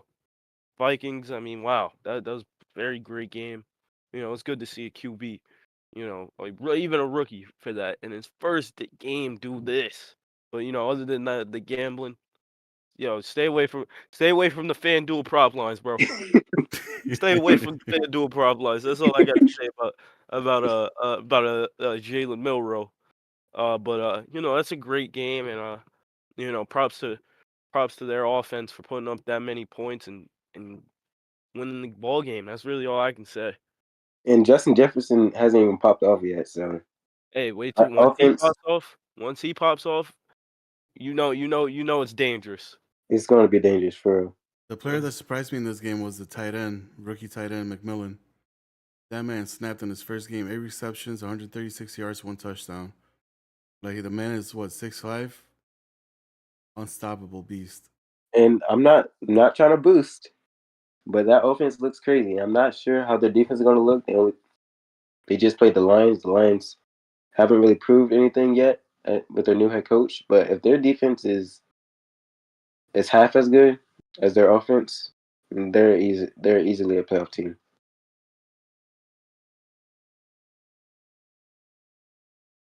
Yeah, McMillian, he's a receiver, by the way. Oh, is he? We're Oh, still yeah. rocking. Yeah, we're still rocking with TJ Hawk. He had himself 2 touchdowns as well. But yeah, I was just trying to make sure the game plan was nice and simple for Jalen, and I encourage him to use his legs. And I think he was super impressive. Not really holding the gambling thing against him. He told me that he got suspended because he told his mom to take him on the over. So I think I love the confidence. And I think he'll get the off the field stuff cleaned up. We're very happy with our rookie quarterback. Yeah, very impressive game. And last but not least, we got the Chicago Bears versus the Packers with the final score 13-21.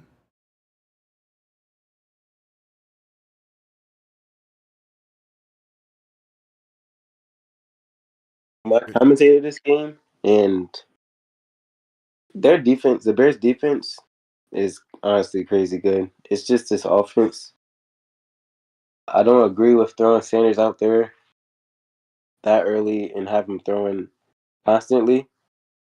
I would have liked him to have Akers run the ball more, you know, mixing that play action a little bit to start the game off. But once you throw a pick six as a rookie quarterback, a first overall pick, I'm not gonna lie, even though you're Sanders and their confidence is through the roof, it's definitely gonna tear down your confidence a little bit.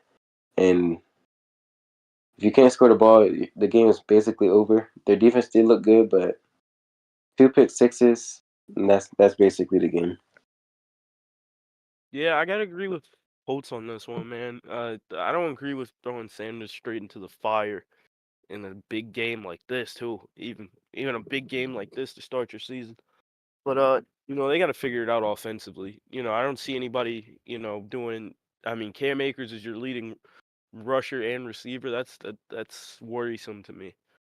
And on the other side, Love had he had a decent game. He didn't have a Jordan Love game, as I would say, as we've been seeing the last few seasons.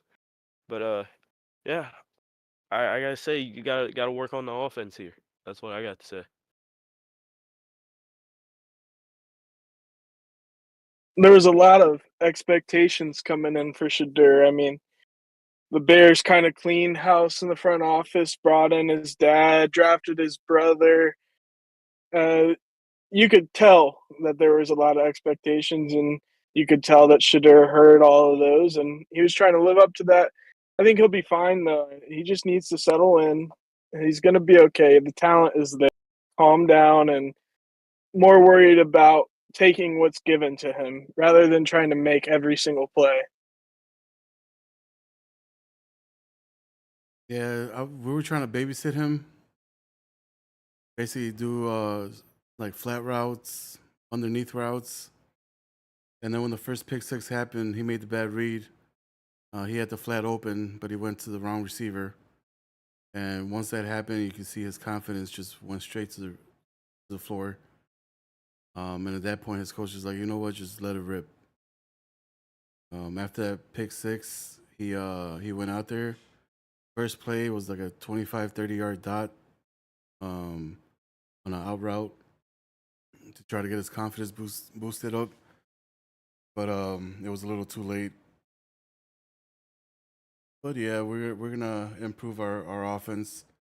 We were trying some new stuff out there, lining up under center, things that we normally didn't do with Justin. So obviously Dion has a plan, and we're testing out little kinks, but it was against the wrong team. Realistically, we would have won this game if we would have never thrown those 2 pick sixes. The Packers only had 10 yards rushing the entire game. So the Bears did their thing on defense. It was just the offense that basically lost the game for the Bears. So I see them. They take on Detroit this week, week 2. So hopefully we can course correct the mistakes that we made week 1. There was a lot of video watching, a lot of film watching that we did with the 2 Sanders brothers and a couple other captains trying to game plan against the Lions. So we should be putting out a better product out there this coming week. All right, so with all that talk, let's clean this up real quick and go to the website. Okay,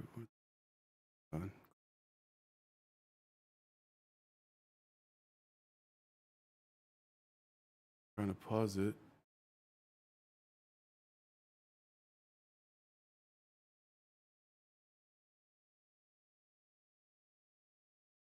So now we're gonna look at the stat leaders on what's it called? On Neon Sports. So we're gonna do the defensive side because we have something special for the offense. Add a little bit. And you can see the names. All right, so the tackle leaders so far in the league, we'll do top 3. You have Julian Love from Kansas City with 8 tackles. Jamil Dean, Tampa Bay, 8 tackles. Xavier Howard, 7 tackles. Michael McFadden, 7 tackles. Your sack leaders so far: Kenny Clark and Nick Bosa, Green Bay and San Fran with 3 sacks apiece, along with Trey Hendrickson from Cincinnati and Lorenzo Carter from Atlanta. Closing it off with Devin White with 4 sacks. So a lot of people already, week 1, getting a good amount of pressure. Oh, no, hold on. Those are tackles. So 3 sacks for Clark, Bosa, and Hendrickson, and 2 for Carter and White. My apologies. Read the wrong one. Interceptions. Tariq Woolen, 3 interceptions for Seattle already. Justin Reed, 2 interceptions for Pittsburgh. Jesse Bates, Atlanta, 2. Fred Warner, San Fran, 2. Joey Porter Jr., 2 from Pittsburgh. And then touchdowns. Let's see if we got any touchdowns. Oh, wow. We got a lot of touchdowns.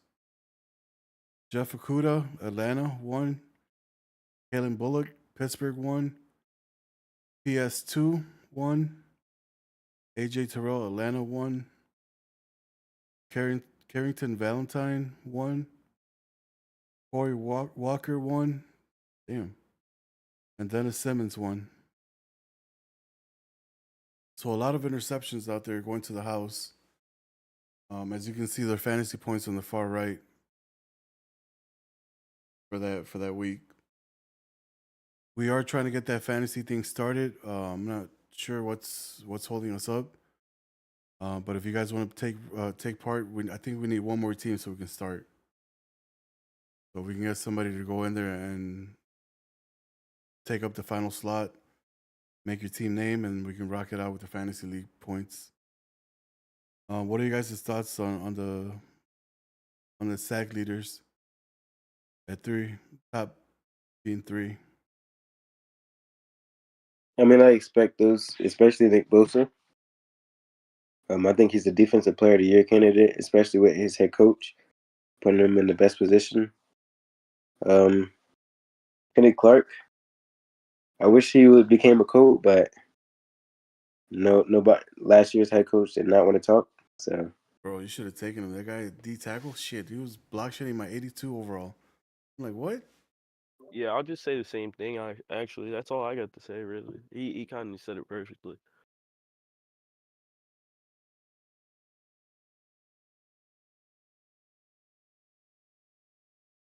With the interceptions, Woolen 3. And we have 1, 2, 3, 4, 5, 6, 7 people with 2. Ball hawk. That's all I got to say. Ball hawk.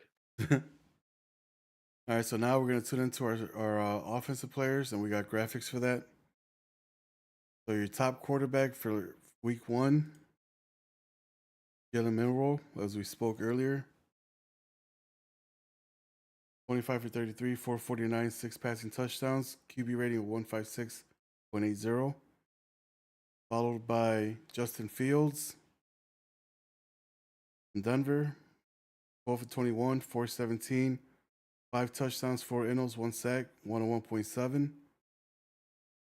Top running back, Najee Harris, 12 rushing attempts, 126 yards, 10.5 average, 4 rushing touchdowns. Followed by Elijah Mitchell, San Fran, with 9 attempts, 120 yards, 13.3 average, 1 touchdown. Then your top receivers, rookie tight end Lad McConkey, 6 for 210, 35 average, 2 touchdowns. And last but not least, the man, the myth, the legend himself, George Pickens. 6 receptions, 183 yards, 30.5 average, 2 touchdowns. Your guys' thoughts on that? like we said, Miro played crazy good. Probably won't be on our passing leaders because of his suspension, but he's having a great season. Justin Fields, like I said, I just covered the passing leaders. Justin Fields, like I said, he's having a redemption in Denver. And Bryce Young, surprised to see his name up there, but hopefully he'll clean up his interceptions and the Panthers will be back into contention. I mean, they're still in contention. It's only week 1, but hopefully he'll clean up and have a better game too. Yeah, I mean, yeah. Hopefully he'll clean it up, but that Steelers offense is wow. Also, Broncos thing does not surprise me because I think it was Greg Dortch. He used to be one of his top receivers as a tight end. So Lad McConkey being one of his top targets doesn't, surprise me.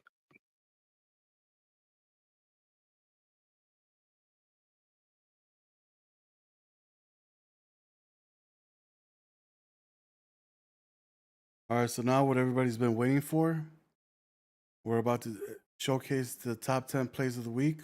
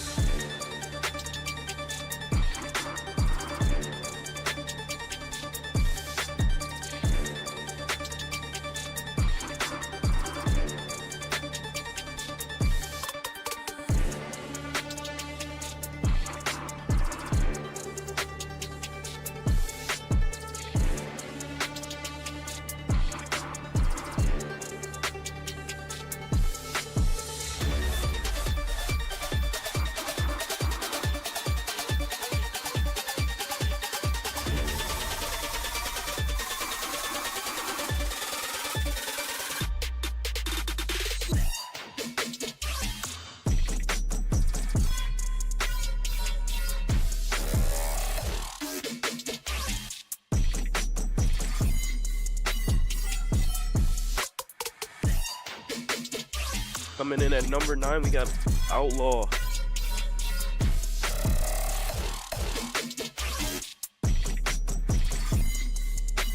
I apologize, I'm a little bit behind. Does the play action, throws a dot over the middle to his receiver for a touchdown.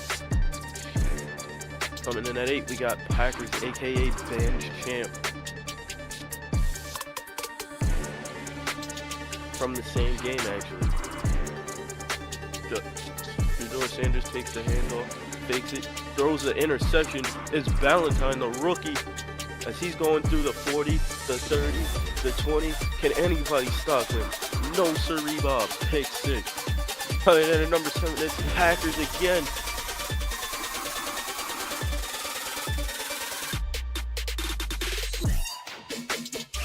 As he throws it to the seam. This time it's Quay Walker getting the pick. And Walker, he's running, he's rumbling, he's making an earthquake touchdown.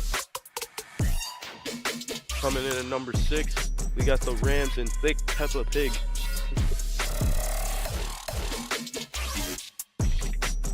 We got Mac Jones taking the snap. Mac Jones finds a man. It's Cooper Kupp and he catches it through traffic. Coming in at number 5, we got the Lion, aka Bills, making a play. Josh Allen takes a quick dot. And who is that? It's DJ Moore, everyone's favorite DJ, for a touchdown. Here's number 4 for you, Bengals, aka Temple. Joe Burrow hands it off. Oh, Mixon does a little sidestep. Mixon to the end zone, easy touchdown. Coming in at number 3, we got the 49ers in Door.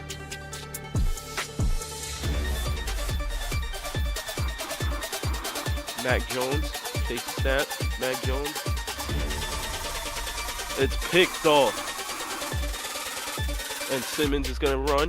He's running. He's going to take it to the 20, the 10.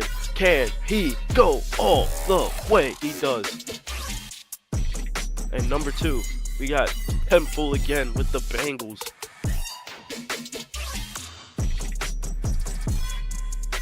He fakes the handoff. Burrow looks. Burrow throws an absolute dime to his receiver. And coming in at number 1, we got the Steelers and Sergeant J.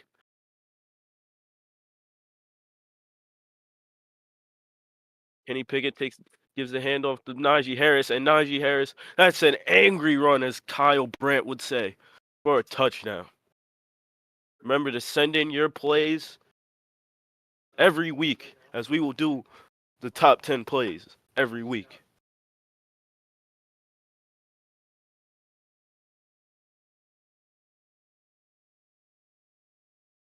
Bears you back.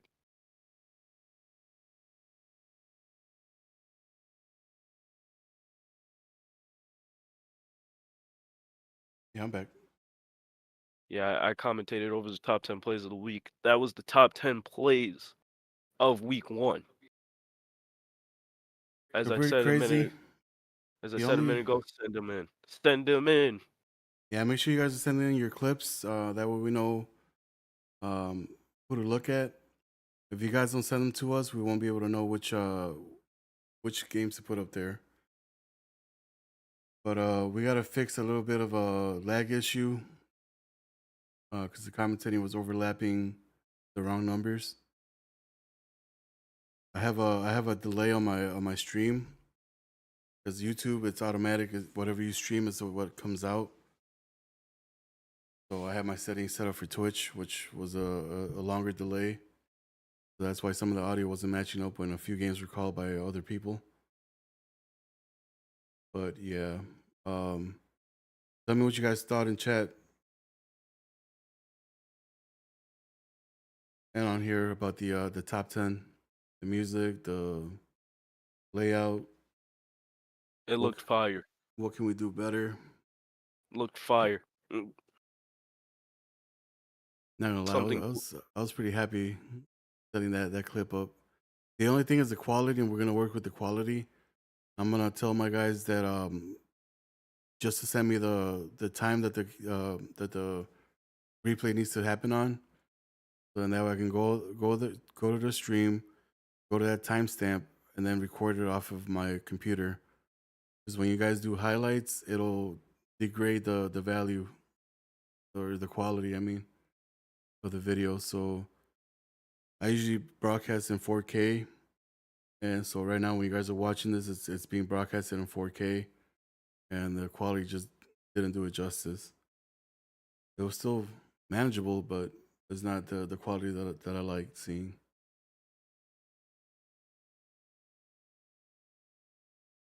But yeah, do you guys have anything else to talk about? Now this is the chop up session. Chat. Anything you guys want to talk to us about? Want us to bring up in the podcast? We will be wrapping up here shortly as we're hitting the 2 hour mark. I know we said we're gonna do a 3 hour, but everything got done quicker than I expected. First off, what do you guys think about the podcast quality from past seasons? I feel like. Wait, what do you mean? Like back in the day when me and Jalen used to do podcasts. Oh yeah, this is way better than where we started. If I'm being honest with you, we got an overlay. We got more stuff than when we started. To be honest, we got segments now. We got a script. Bro, this is wow. And part of my boosting, but Vikings, he adds so much more to this. I'm not gonna lie. Like I'm very impressed with what he brings to this league. Obviously, it's not just talking about the podcast, but he has some very intelligent answers. Not gonna lie, I'm very impressed. Yeah. But shout out to the Vikings. Like honestly, it's kind of funny and fun to have like a not a rivalry, but I see him make an article. I'm like, wait, I gotta make an article. He made an article, but what he brings to this league is like crazy, and I'm very appreciative of him. Yeah, I appreciate both of you guys with everything I got. You guys are coming out here, Yeah. being in the league, playing your games on time, being active in the chat. On top of that, putting articles out. I mean, once we get this going in the right direction and we Yeah, start man. seeing money coming in, like man, And we got the soundboard back, baby. The soundboard is back. oh snap! Outcast, be careful. He's on fire! It's back. But yeah, I mean, from where we started and where we are now, it's pretty nice, you know. We got a question in the chat, OG. Yeah, we're able to move one. So the question was, are you able to move one player, more than one player on defense pre-snap? Yes, you can. That rule never went into effect. Reason being, when the computer or when you change the formation and the cornerback doesn't follow, or the tight end, not the tight end, the linebacker, um, that's the only way you can do it. So we're not going forward with that rule. That's why we never announced it. Good question though.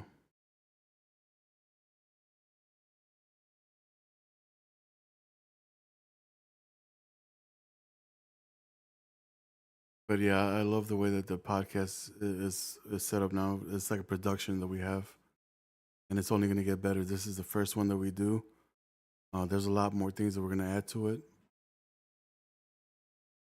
to make it that much better. So, any ideas you guys have for the podcast, for the league, hashtag ideas in the chat and Discord, and it'll take you straight to where you need to post.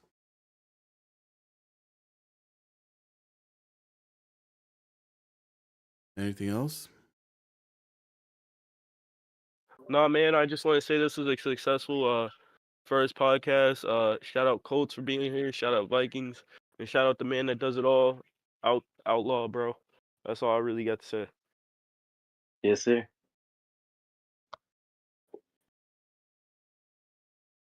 Yeah, shout out to all you guys. Vikings over there driving, doing the podcast. Damn, skills. Dude, that reminds me of McAfee when he sometimes has like Adam Schefter on there. On one of them, one of those analysts, that they be driving and they still doing the podcast. Yep.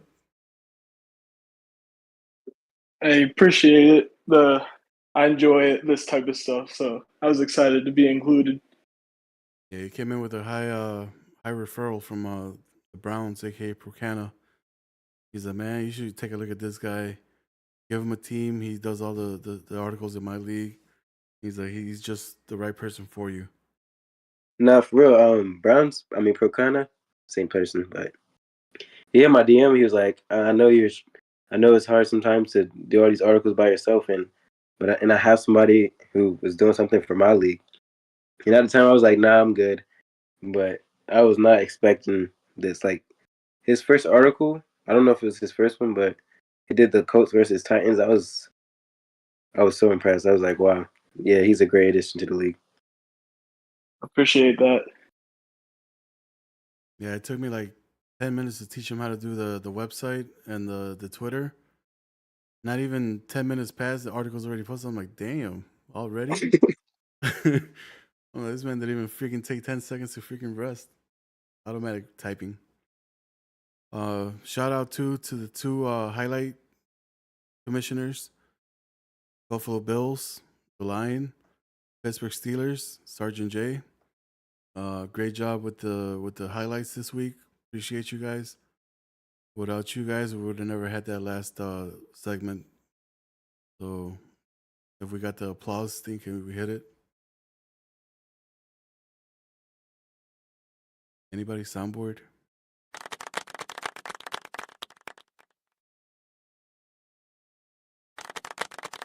Oh damn, the Lion got brought in by Pro Canada too. Oh shoot, was it not playing at all? No, now it played. I heard. Dang, I got you.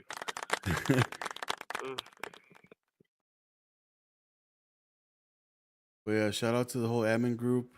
Thank you guys for everything you guys do day in and day out. Recruiter, Procana, love the stuff you do. Who else do we have? Outcast, the man, the myth, the legend. He will be venturing solo with another announcer, doing games of the week for us. So it will be myself and him. Basically, since we got the same computer set up and overlays, he'll be doing his games of the week, so that'll alleviate my time. Because Warzone came out today and I'm trying to play it. So he'll be knocking out a game or two. We also have 2 new announcers coming into the mix. What are the announcers' names? Jay the Kid and what was the other one? Guppy. What is it? Guppy. Guppy. Like a fish. Yeah, like a fish. So we got those guys making their debut in a couple of weeks. Yeah. Can't wait. We got a lot of fresh content coming to you guys. We got potentially quad cams for games of the week.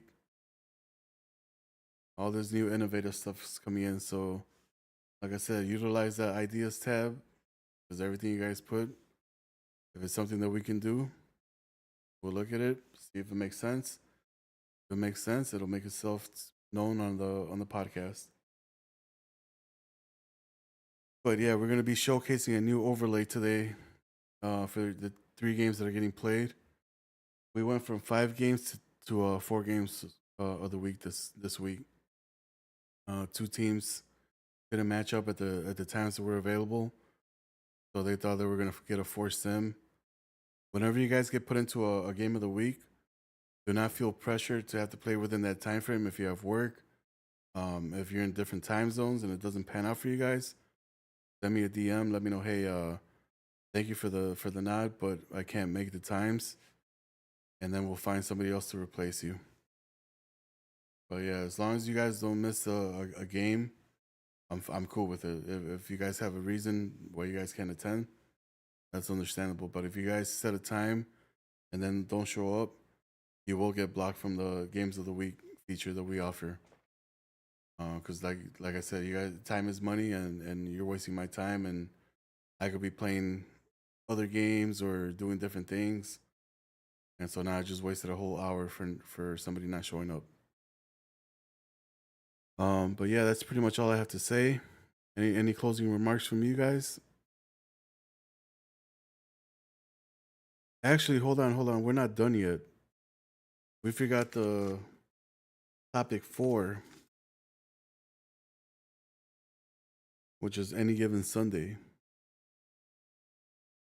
So this is going to take 3 hours. Mr. Carter. You guys are in for a treat. So basically, I mean, I think everybody's doing a pretty good job so far on the articles. But as long as you guys you don't even have to make an article. Making an article obviously makes my job easier. But if you could just DM me just an idea, like I want you to talk about. The Cowboys just sent me one like at the beginning of this podcast. He wanted me to talk about his Cowboys defense for week 2.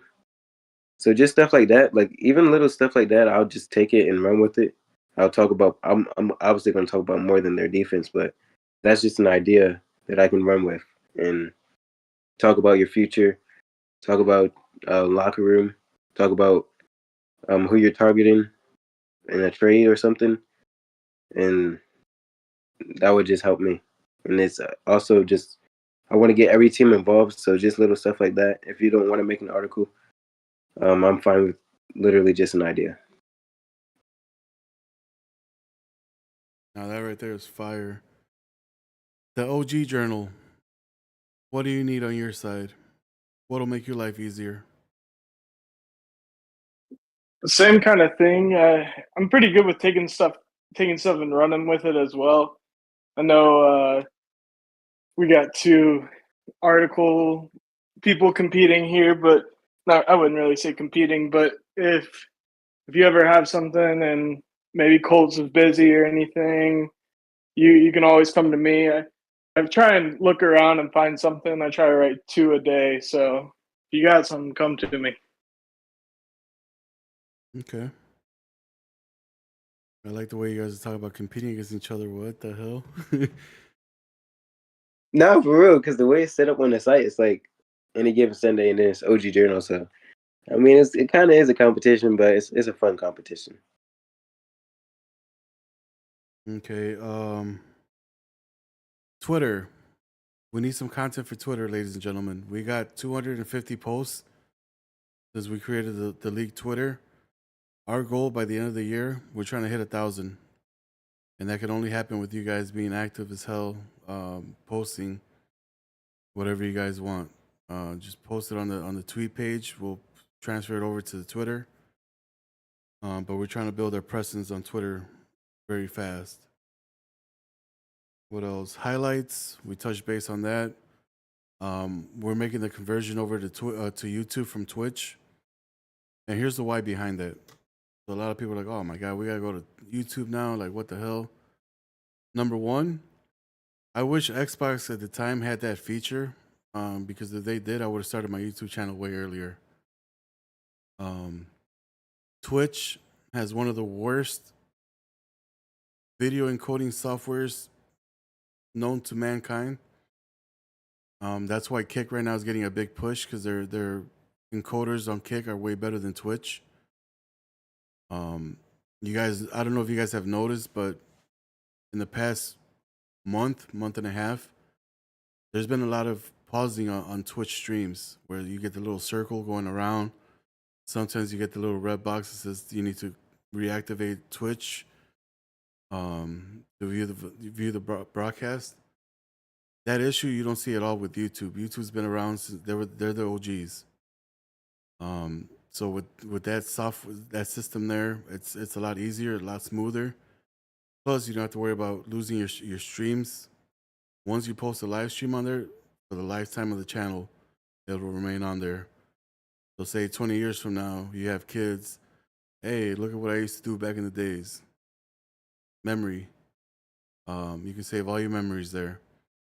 So that's one of the reasons why we want to push that. Plus the editing on highlights, a lot smoother on YouTube.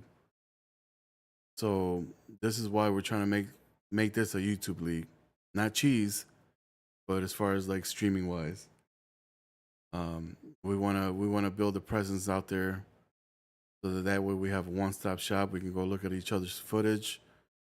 Say in 2 seasons you make the Super Bowl, the other person makes the Super Bowl. You guys don't have any footage on each other. Go back onto that YouTube channel, and that's your game film right there. So just like in real life, they have all the broadcasts stored.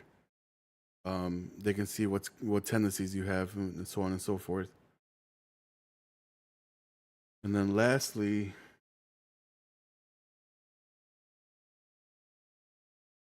oh, that was it. That was the last one. Anything else you guys have? Nah. All I know is I need to go get some beer, but I got 3 games to call tonight, so I can't drink till after that. But yeah, the games of the week tonight, starting off at 7 p.m. Eastern time, we have Kansas City traveling to Green Bay, so that's back-to-back days that they play at 7 p.m.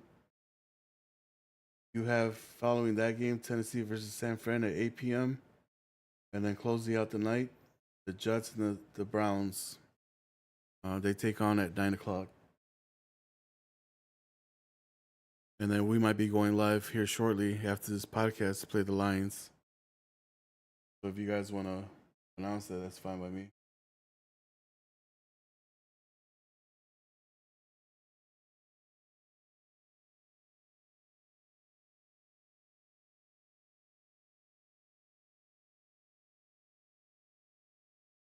But yeah, thank you guys for tuning in. Thank you guys for watching the channel. Make sure you hit the like, subscribe, put on the bell notification so you stay alerted anytime we go live. I sound like a YouTuber now. But yeah, thank you guys for tuning in. We'll catch you guys at the end of week 2 for our second podcast.